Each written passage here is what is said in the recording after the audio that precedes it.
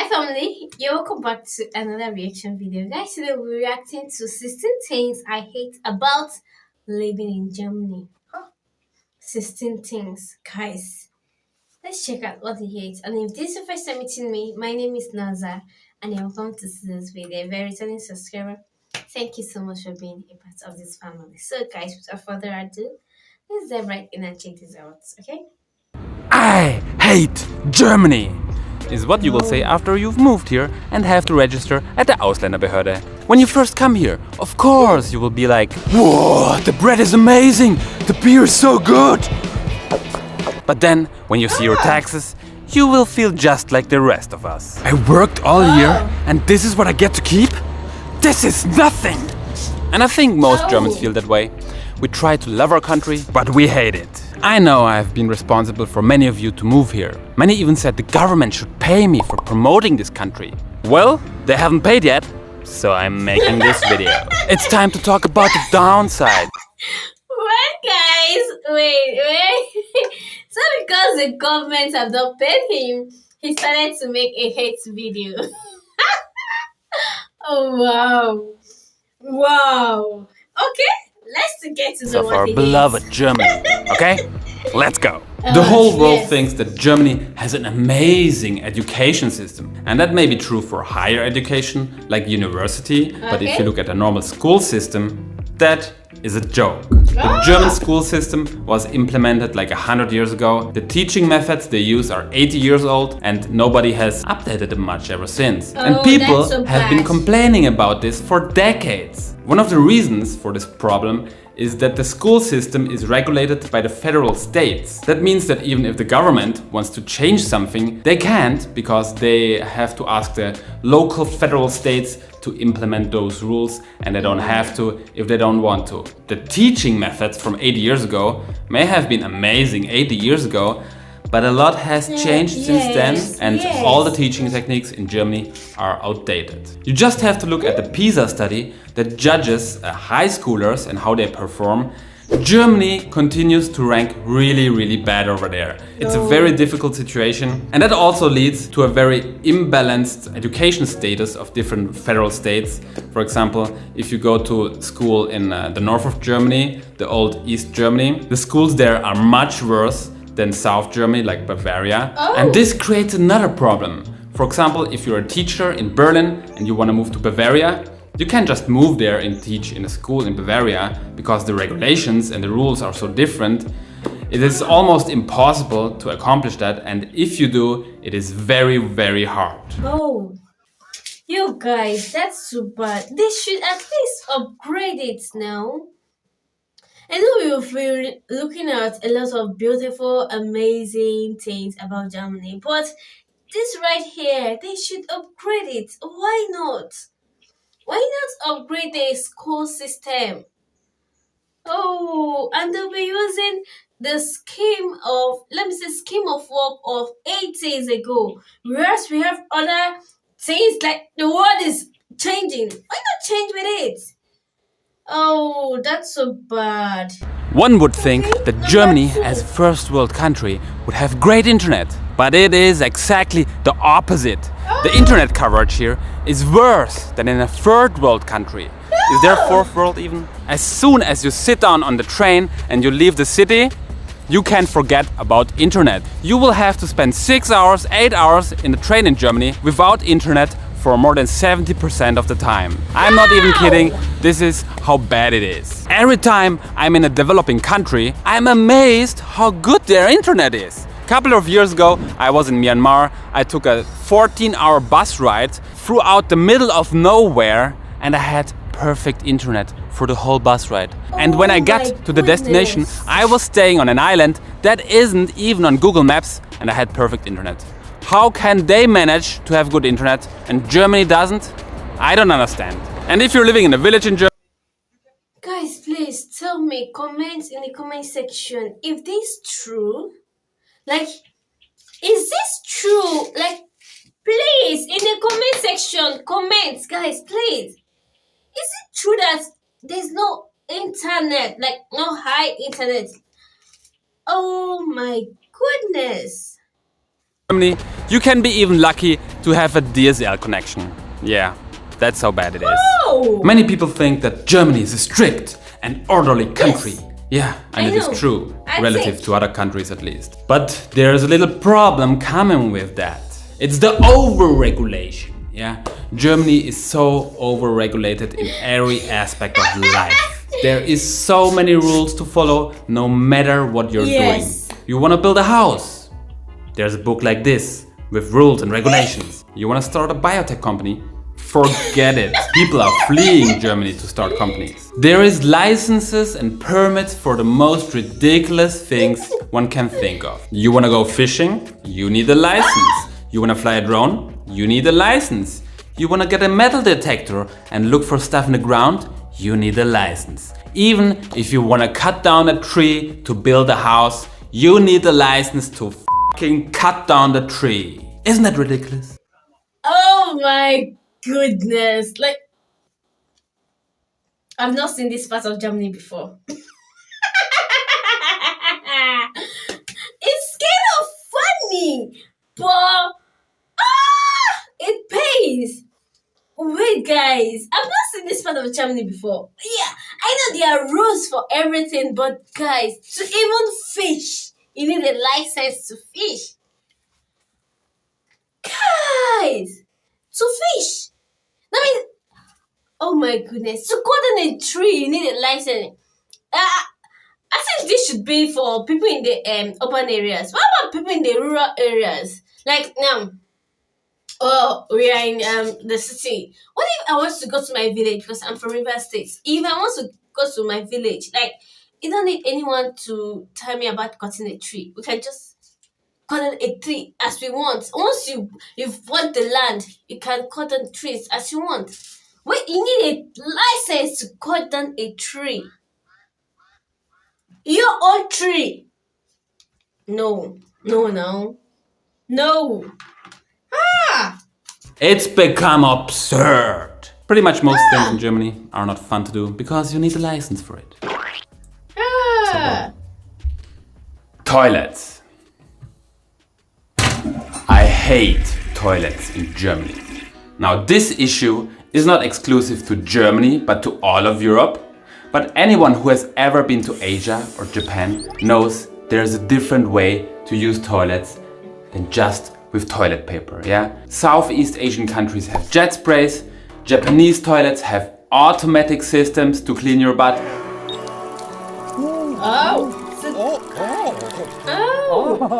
I don't understand how Europe still lives in the last century, but this is unhygienic. It's from the last century. I feel like a caveman using this. Something needs to change.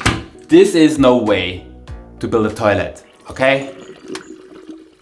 Okay, how much? Remember Snowden and how he revealed that the NSA is doing illegal mass surveillance on its own citizen? Well, the new kid in town is the German security agency, BND. A new law allows them to hack internet providers and eavesdrop on basically anyone legally. That's something to hate, wouldn't you say? Well, good thing that you can do something against that with the help of today's sponsor, NordVPN. Using NordVPN, not even your internet provider can see what you're doing online. And if you're really paranoid, they even offer double VPN protection, which is super important if you're an activist or a journalist just advocating freedom of speech. But it's not just the surveillance state trying to get to you. When you're browsing any website, harmful ads are more and more common, even on YouTube. The new term for this is malvertising, and the latest example are all the fake Mr. Beast ads trying to lure you into their shady websites. And I must say, I've been getting loads of this lately. But if you have NordVPN web protection activated, you no longer have to worry about any of this. I just love NordVPN. It's just always one click away, it operates in the background, it doesn't compromise on speed, and they have a 30-day money-back guarantee.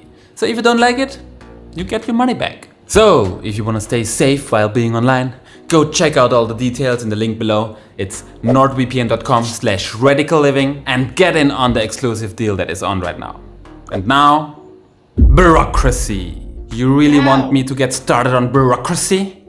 Didn't think so. No, I'm not even going to talk about this. You all know how bad it is. And if you don't know, just let me tell you, Germany is probably the country with the most bureaucracy. There's no other country in the world, probably, that has so much paperwork needed to do anything. One thing that annoys not only most Germans, but all foreigners, are German kitchens. Or rather, the lack of it. If you move in a German flat, chances are it doesn't come with a kitchen. In probably like 70% of the times, you will have to bring or buy your own kitchen if you move into a flat. I don't understand, and most people coming here don't understand, why do German kitchens not come installed in the flat? It doesn't make any sense. Who wants to move and bring their own flat? I have moved so many times in my life, and I have moved into a lot of flats without a kitchen, and then you're standing there in the first month or two until you get a kitchen without a kitchen, and then you have to eat like just bread from the bakery, which is great, but you don't want to do that for a month, right? Yes. If you have the chance, look for an apartment that comes with a kitchen. It will make your life so much easier. Okay. Trains. Okay. The train system in Germany may be amazing, the infrastructure, but everything else about it, how they handle it, it is horrible. The booking system is terrible, it's expensive, and they are always late. I don't know what's going on, but from year to year, the train system is getting worse and worse. Wait, guys, I don't understand. Like, this man is really contradicting everything I've been hearing of in other videos I've been reacting about. Okay, the other video I reacted to about German having the most beautiful blonde. They said a train in Germany arrives at, let me say, 8 o'clock, 8:00, and leaves at 8:00, the same time.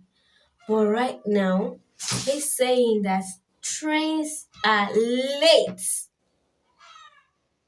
Always late. Whereas the last video said they're always on time.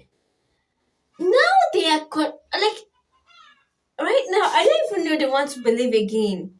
Because over there, the last video, like they were saying a lot of beautiful, amazing, like not even that last video, all the videos I've been reacting to, a lot of beautiful things they've been saying about Germany.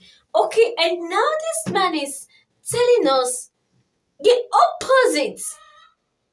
Guys, I don't really know they want to believe now. I don't know they want to take. Guys, please tell us in the comment section which one are we to believe.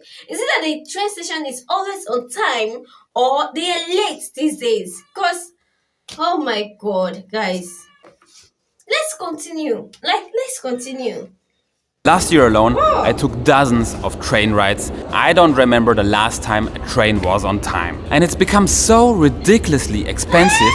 I mean, the trains are cheap if you book them 3 months in advance. But if you want to book a spontaneous train next week or tomorrow, yeah, good luck with that. The German train company, the Deutsche Bahn, punishes people who don't plan ahead. They hate spontaneous people. Last week I almost missed my train from Heidelberg to Berlin, for which I paid 30 euro because I booked it in advance. And I was looking up on the same day how much will be the ticket if I miss this train. It was 160 euro. I hate this system. I'm not a planner. I like to take spontaneous trips, you know? But Deutsche Bahn won't allow me to do that. Okay, next. We are going to talk about... Wait, guys, wait. So if you plan 3 months ahead, let me say 30 euros. But if you plan a week ahead, 160. It's high, guys. Come on, it's high. It's way high. Here in Nigeria, where sometimes you might sleep and you decide, in the evening, I want to be in Port Harcourt. And there is a train that runs from Aba to Port. If you just go there, you still pay the normal price. The funniest part is that they don't even book ahead. Like, you can book ahead if you want, but it's still the same price. Even if you get there, you want to pay instant is still the same price. Like, why? It's why it's not even double, it's not triple. Like, it's like times 5 the price. Oh my goodness. No. No one told us about this. Thank God for this man. Thank God for this man. Okay, the next one, doctors. Okay? Doctors. A lot of people, Doctors. rich people from the Middle East, they come here, they fly to Heidelberg to get some operations because Germany has apparently some of the best doctors in the world. Yes. And that may be true, but if you're a normal person with a normal health insurance and you want to go to a specialist doctor, you better be prepared to wait for 3 to 6 months to get an appointment. If you want to go to a specialist, there is no way, unless it's like a super emergency and you have to go to the hospital anyway, you will not be able to get a specialist doctor appointment in the near future. So by the time you have the appointment, you're probably healthy again. And even if you just want to go to a normal generalist doctor, chances are they're at full capacity because Germany has such a big doctors shortage. There's not enough doctors for people. It's really a dreadful situation. I don't know whose fault this is, but it's something to hate. Yes, it's something to hate. Football. So many Soccer. people in Germany are crazy about football. It's always in the news. So many people don't know what else to talk about, and I find it f***ing boring and I hate it. Germany has a lot of political parties to choose from, which is better than the USA, for example, where you have only 2 options. But unfortunately, all those parties are kind of similar and very conservative. The political environment is a joke, to be honest. They all talk about the same conservative things and they disagree in very small details. It's been decades since there was an innovative party who wanted to change something in the country for the better or had a vision for the future. Now, what the parties are trying to do is just not break the country, but they're not trying to make it better. Change is bad. Everything stays as it is. Totally, yeah, what he said. Wait, what did he say? It really doesn't matter which party you vote for. You can be sure nothing in this country will change. And that is in part because of all the bureaucracy and the regulations. Even if a party wants to change something significant, they can't. It takes forever to implement new laws. Nothing cool is gonna come out of that. Everybody was looking forward to the legalization of weed in Germany. They promised it and now they gave us a plan on how this will look, and everybody is disappointed because it's not what they promised. We can be sure to wait another 10 years for the results. Another bad example is the digitalization. For 20 years they promised to make things more digital. Digitalisierung. Digitalisierung. Digitalisierung. Digitalisierung. Digitalisierung. Digitalisierung. Digitalisierung. That you can do more things online, and it's happening slowly, but if you look at other countries, we're basically living in a stone age here. Germany comes across as a country that cares about free speech a lot, but its newspapers are a joke. They all seem influenced by the government and told to not cover any too controversial topics or publish anything that goes against German government interests. Oh my God. Tesla is being the best example here. They have been ridiculed in the German media for years. They were made fun out of for so many different stupid things, you wouldn't even believe it. Because they were a threat to the German automotive industry, of course. Only when they started building this gigafactory here in Berlin, that changed a little bit.